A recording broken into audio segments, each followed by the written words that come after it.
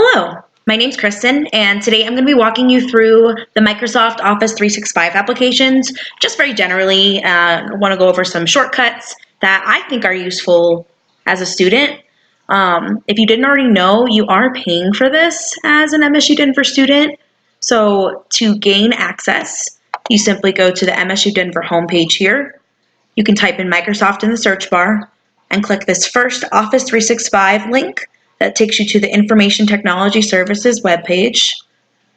From here, there's a pretty decent walkthrough on how to download the applications and get them running.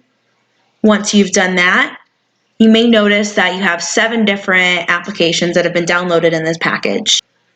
For the sake of time, I'm going to be focusing mostly on Word, PowerPoint, and Excel because these are the most useful as a student.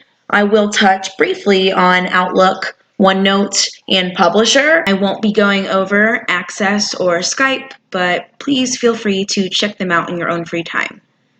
There may be other programs that specific majors have you use in your student career, and that's perfectly fine, and a lot of those programs are free, but this package is included in your tuition and can be sort of tedious to navigate. So hopefully this workshop will be able to show you how to make use of these applications, at least minimally. All right, so I'm going to start with Word. This is probably the most well-known of the applications. It's best for writing assignments, and you've probably already run into it sometime in your academic career. So I've pulled up a previous assignment that I already turned in because I did a lot of editing on it, and I'm just going to show you a couple of the features that I found useful for this particular assignment. It was a lab report for survey of physical chemistry, so I needed citations and figures and all that good stuff. Also, I used the Citation Reference Manager plugin, and I'm going to go over that very briefly as well. All right, first things first are some of the settings. What I did up here is just mess with the heading, right? And so if you've never taken a look before, there are all these different settings you can mess with, but particularly I like this different first page for the header. This allows me to do almost like a title page, but if I don't want it to be its own title page, then I can just type whatever I want up here and it won't repeat itself like a normal header would. Okay. Another thing I messed with was in layout, and this tab, layout, is what I find very useful as far as where to go to find most of the settings I want to mess with. I wanted a lot of stuff on my page, so I chose narrow margins, and you can see the difference between narrow and regular here, right? So everything's kind of janky now that I changed it. But I can always go back. All right. Here will also be where you can mess with page orientation and all that good stuff. But really an important part I want to stress on is page breaks and line breaks and section breaks, because sometimes you might find yourself being like, I want my reference page on a separate page than where my writing ends, and I don't want it to be in the same format. Let's say I want a separate reference page and I want it to be one column.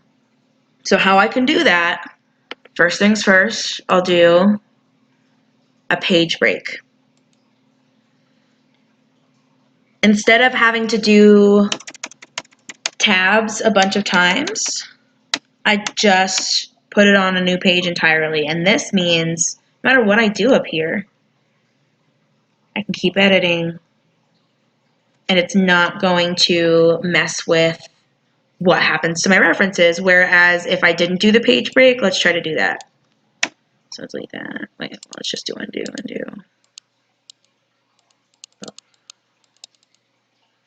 So if I didn't do that and I was like, okay, I want this to be on this separate page.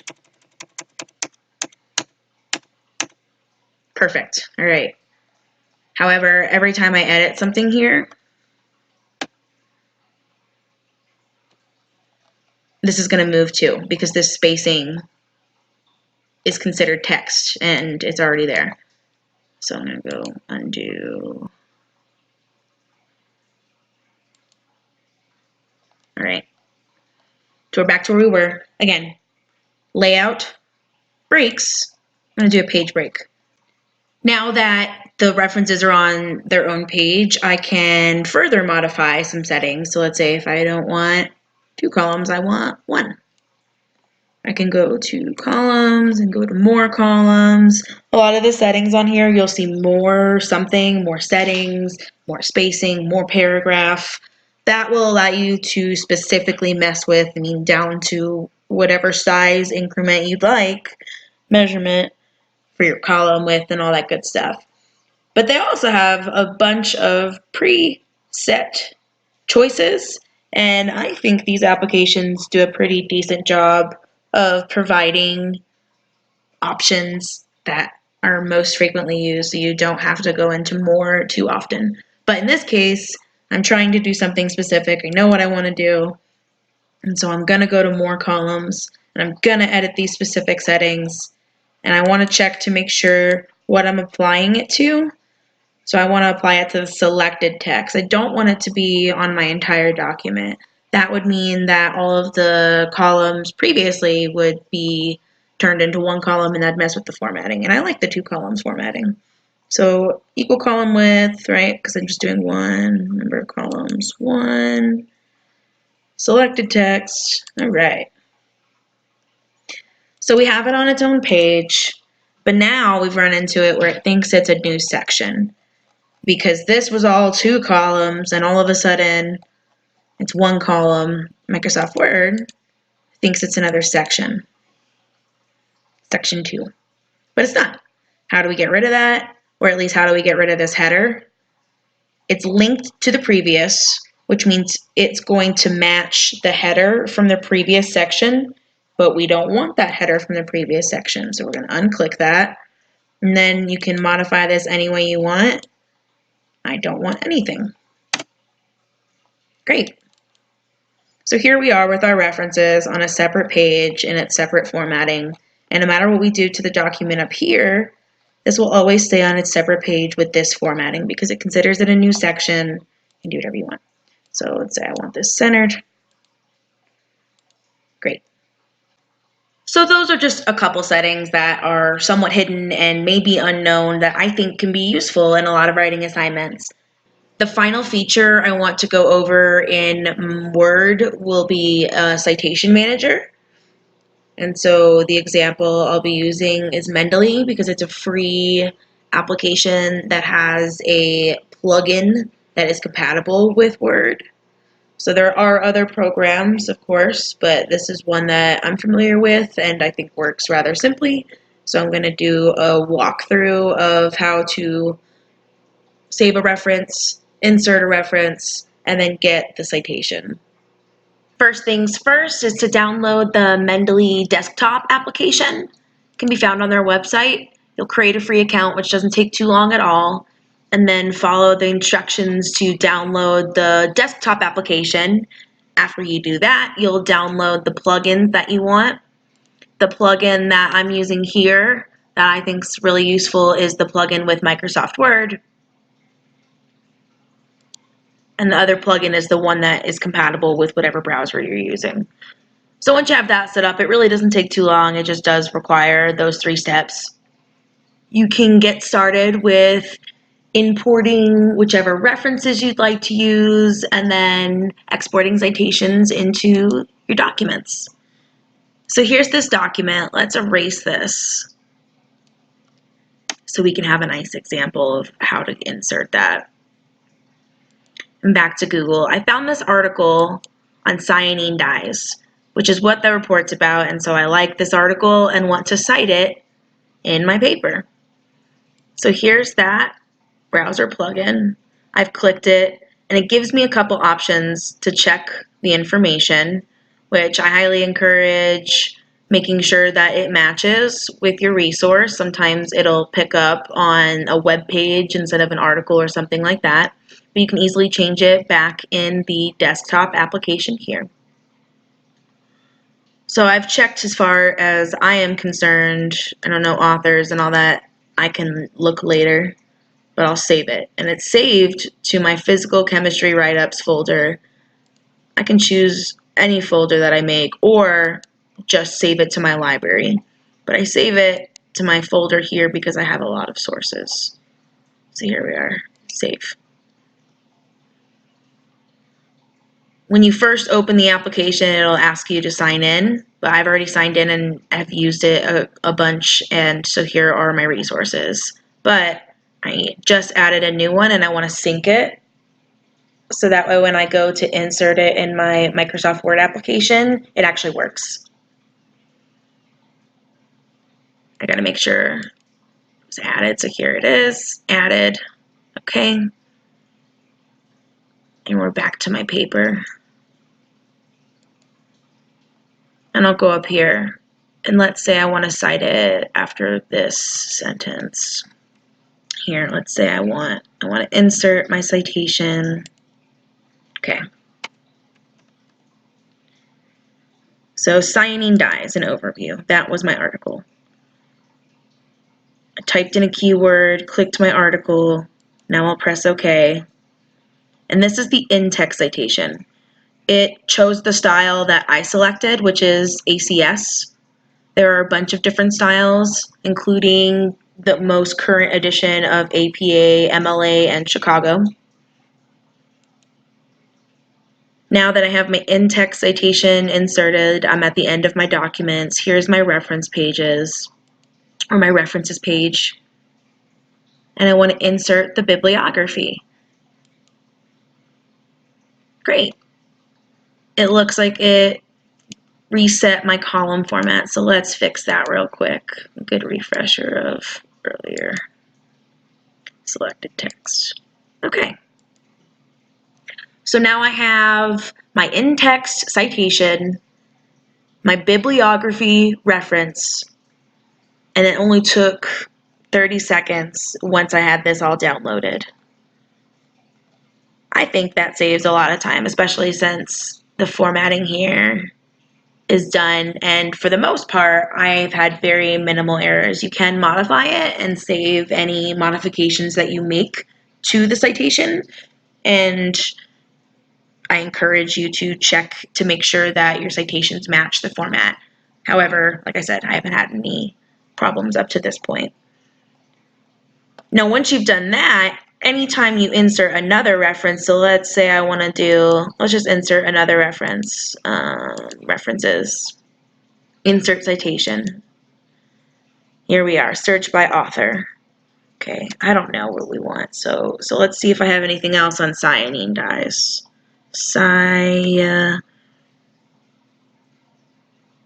Okay, let's insert that. All right, so it inserted that, it modified my in-text citation, and it updated my bibliography. If it ever doesn't, there's a refresh button up here, and if you made a mistake, there's an undo button specific for the citation. So those are some features of Microsoft Word that I think are useful as a student and definitely have made my life easier over the years. So moving right along, let's look at Excel. There are a lot of features in Excel, and if you are taking any physics or computer science or chemistry courses, you will definitely see this in a more intense format later. But for general purposes, you might not use Excel if you're, for instance, an education major. And I say this because I've recently had a student come to me with a project, and we're going to use that project as an example.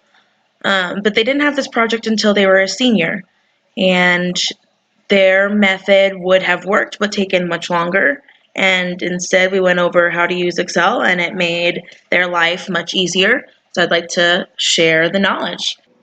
All right, so this student was looking at the difference between test scores from the beginning of the semester they were teaching and the end of the semester they were teaching.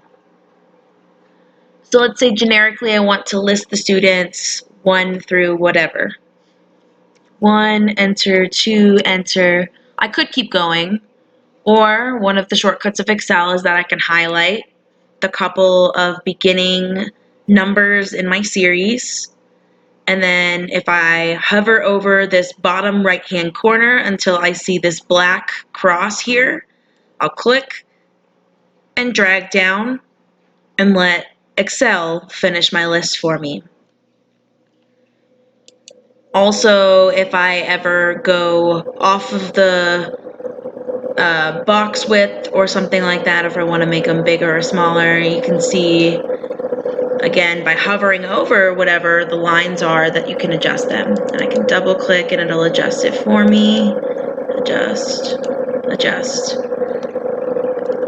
So I've already filled in a sheet that has some pre-test scores and post-test scores so that I can show you a couple more features. So here I have students 1 through 21, and I have their test scores.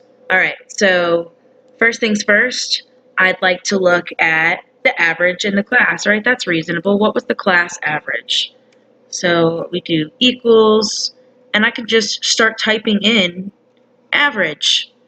And Excel will suggest a couple things to me, but I just want the regular average, so I double click. It tells me how to enter in the formula, so I'll do that. But particularly, I want to do these numbers here. Instead of listing them and putting a comma in between each of them, I'm simply going to click and highlight it. I'll close the parenthesis and press enter. And here we can see our nice little statistic here. And I'll do the same thing for post-test. So I clicked on the box, I do equals because that's how we start a formula, and then I'm going to type in whatever formula I'm looking for, which is average in this case. Double click. Now anything from this point on that I click on, it's going to think is part of the formula. So if I try to click out right now, it will include that in the formula. So keep that in mind. But I want to do these numbers. I will close the parentheses and press enter. And now I can click and it's not going to include it in my formula. So we have the average for the class for their pre-test and their post-test. So now if I wanted to do any other kind of statistic, like the median or standard deviation or something like that, I could do the same thing, right? Just equals, and let's say median. Here we are. And so I type in the median formula, and I'll again highlight. Close parenthesis, enter. But let's say I want to do something a little more complicated, like percent change. Or even a step further, I could do like the percent change of each student. I could show the growth from the pre-test to the post-test. That would be neat to talk about in a summary report. Let's say like, see 1 through 9 here had one kind of test and 10 through 21 had a different kind, and we want to see differences, blah, blah, blah, whatever you want to talk about in the report. But how Excel can help is it can continue your formula. So I don't want to have to type in this formula every time because maybe the calculation I need to do isn't necessarily saved on Excel, or it might be, but maybe these numbers are specific to an assignment. That's something non-traditional. Either way, Excel lets me make my own formula. So again, we'll start with the equal sign, and I know what numbers I want to use, and this could be for, if you wanted to total your grades or something like that. So this isn't necessarily the important part here. The important part is that I can see which boxes I'm selecting to be used in my calculations. I can make my own formula, and then I can easily change things if I need to, and it'll update everything. So let's see what that looks like. So I know I need my parentheses, and I'll go ahead and do this formula really quick.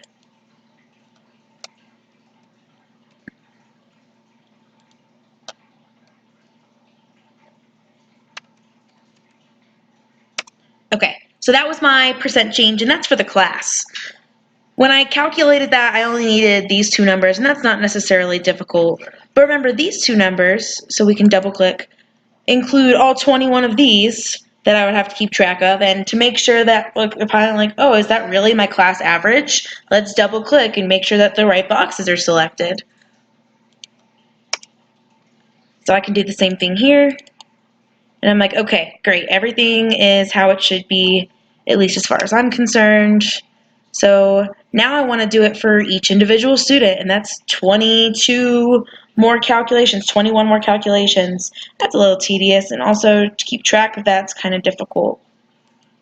So I'll copy my formula. I don't want to have to enter it in a bunch of times either, right? Oops, undo. Let's get out of this. We press enter. So I don't want to have to enter in that formula every single time. That gets tedious.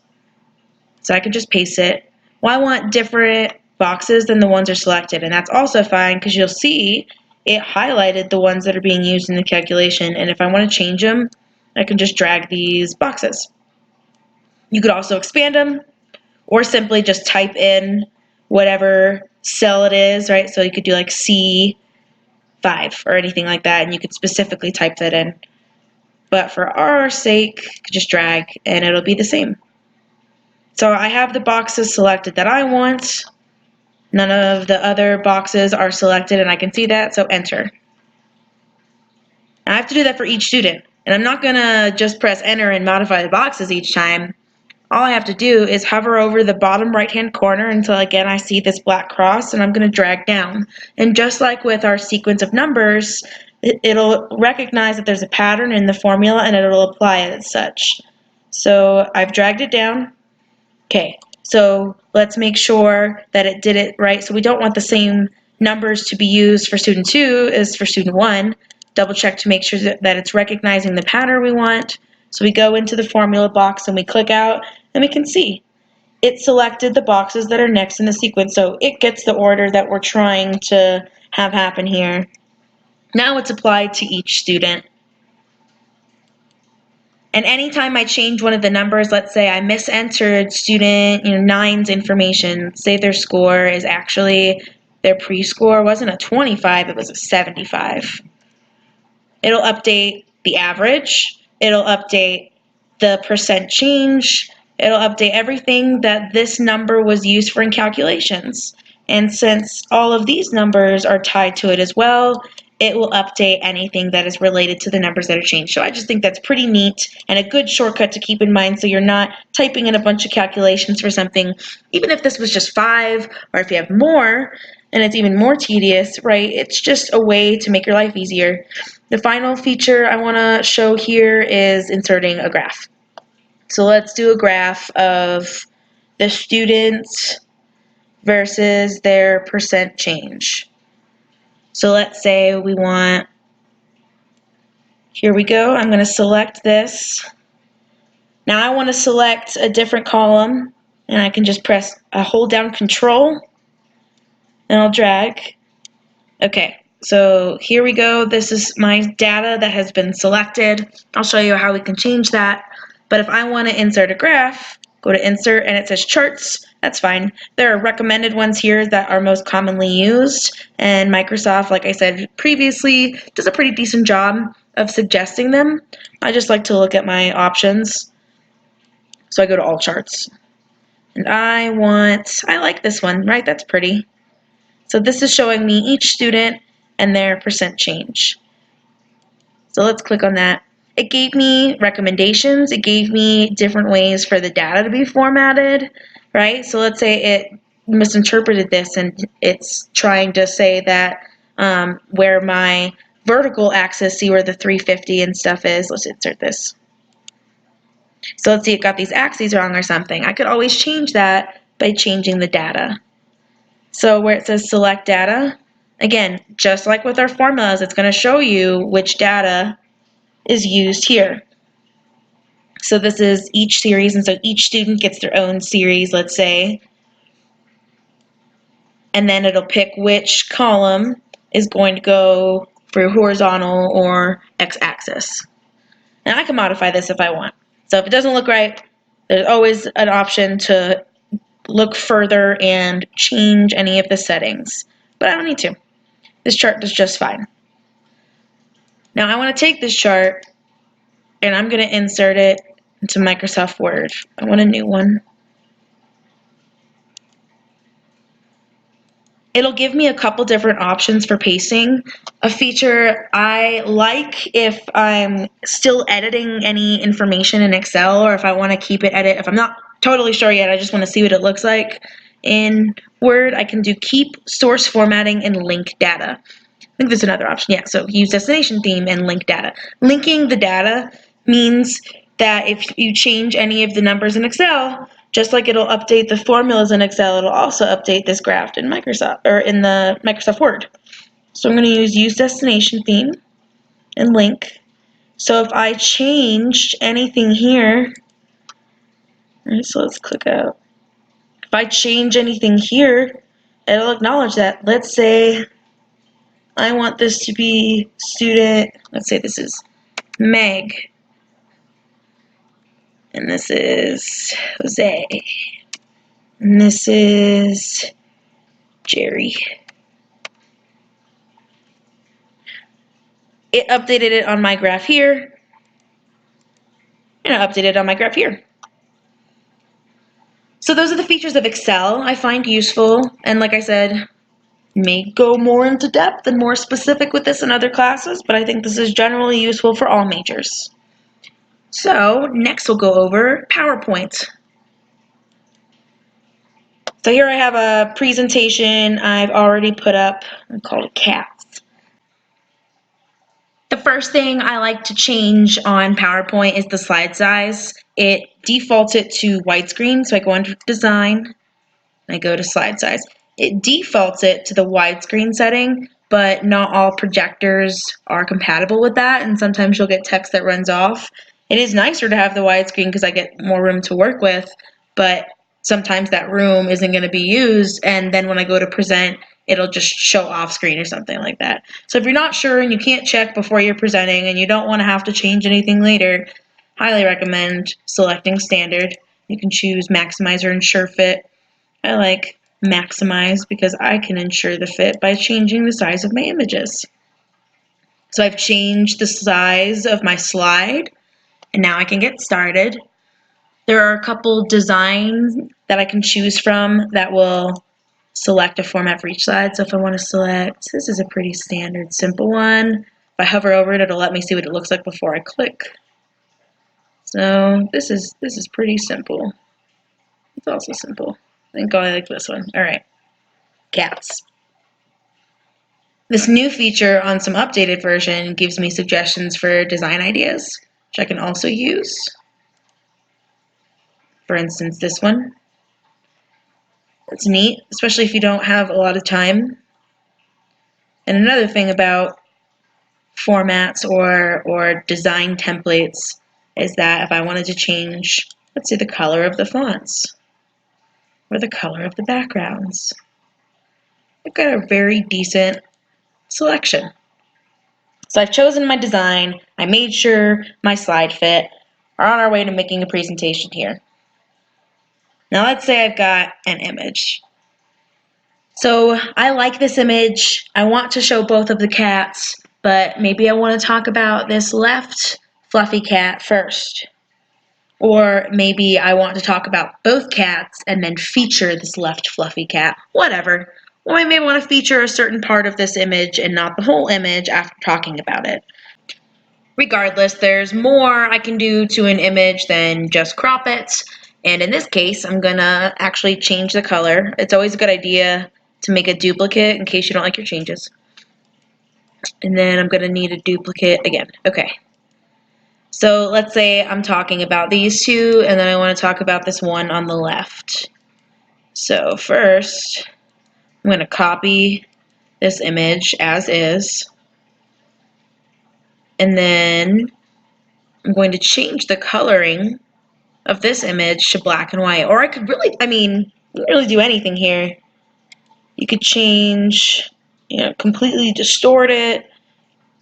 Any of these colors. I like the black and white, the zero saturation. Then I'm going to paste this image over. And I'm going to line it up again. Alright, now I'm going to crop the image up top to feature what I want. So let's say I want to talk about the left floof first. Let's say We're going to Picture Tools and go to Format, press Crop.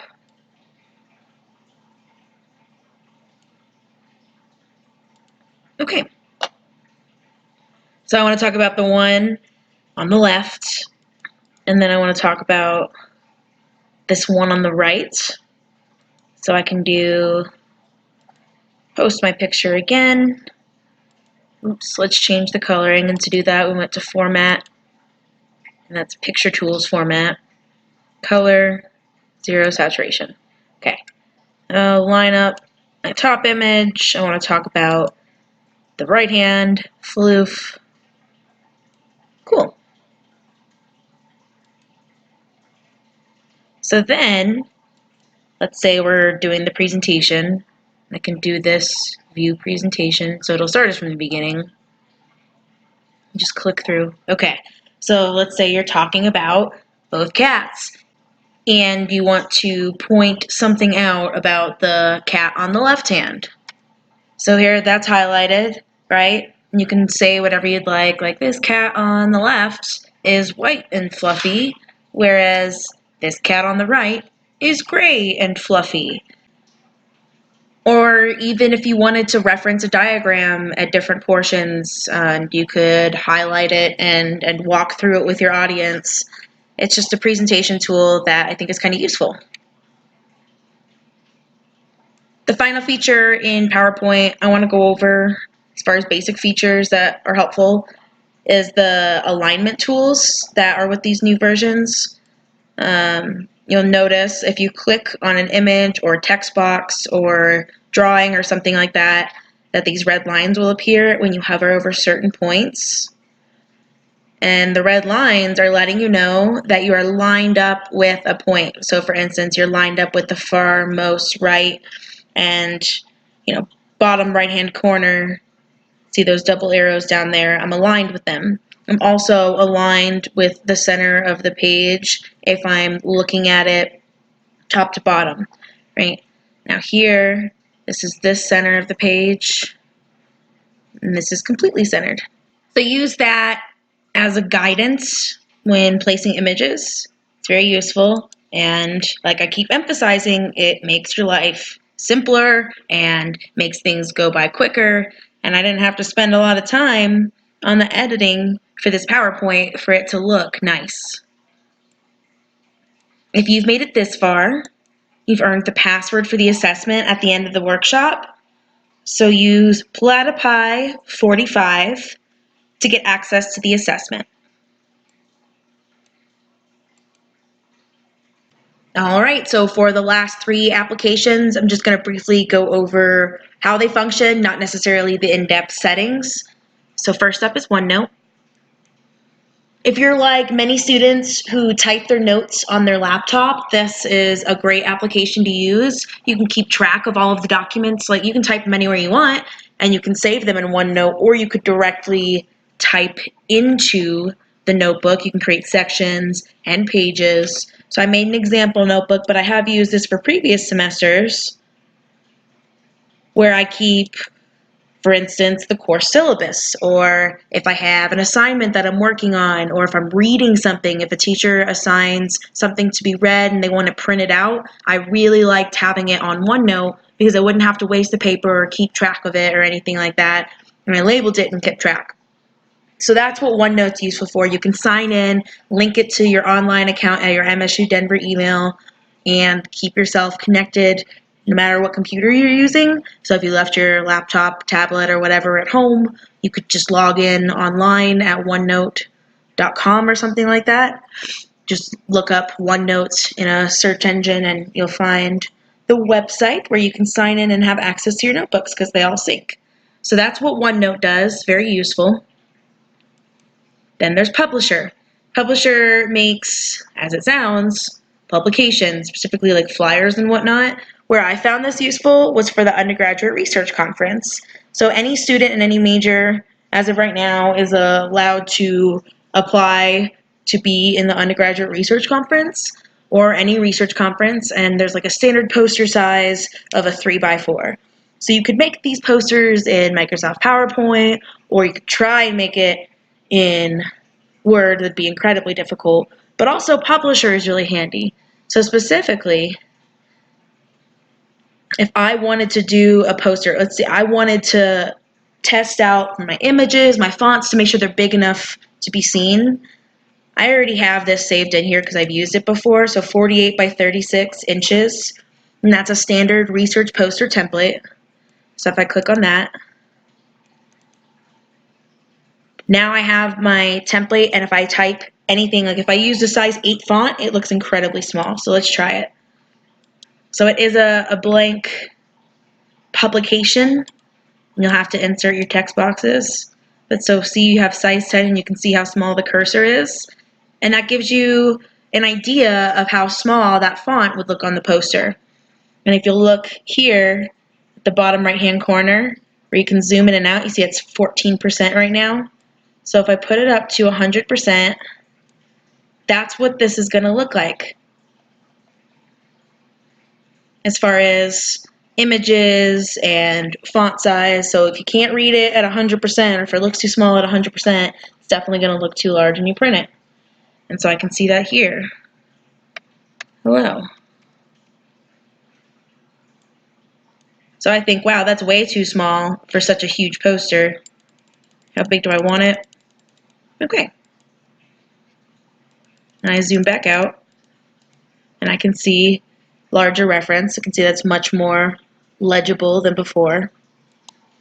But that's what Publisher is useful for, is if you have like specific page sizes, or if you want to make like a flyer or a publication, you can do whatever you'd like and see how it's going to look before you commit to printing it on a specific paper size, especially if you're going to FedEx or something where it's very expensive to print, or if you're paying for it in the library even. It can be frustrating to print a poster and see that your images aren't the way that you'd like.